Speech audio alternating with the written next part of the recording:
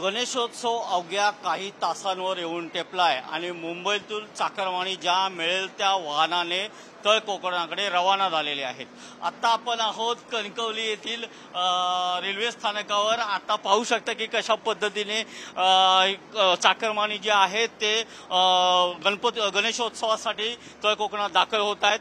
मिळेल ते वाहन जे एसटी बस असेल, खाजगी बस असेल, त्याचबरोबर छोट्या छोट्या कार ज्या आहेत त्या हायर करून रेल्वेने चाकरमान्यांची पूर्ती सोय करण्याचा प्रयत्न केलेला आहे। कोकण रेल्वेच्या या मार्गावरून 1 तारीखपासून 21 तारखेपर्यंत कोकण रेल्वेच्या 600 गाड्या ज्या आहेत त्या अप आणि डाऊन करणार आहेत। त्यामुळे रेल्वेने चोख बंदोबस्त चाकरमान्यांचा केलेला आहे। गणेशोत्सव आता अवघ्या काही तासांवर येऊन टेपलेला आहे।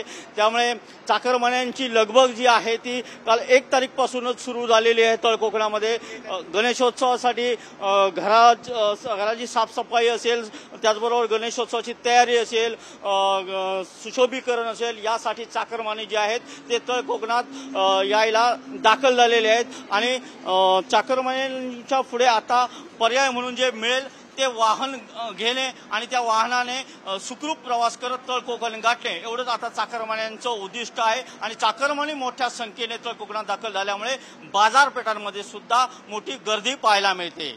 कॅमेरामन किशोर सह महेश सावंत, TV9 मराठी, सिंधुदुर्ग।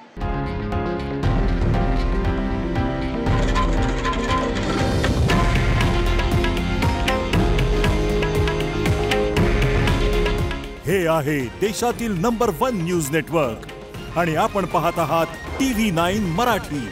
काळजी तुमची, हित महाराष्ट्राचं।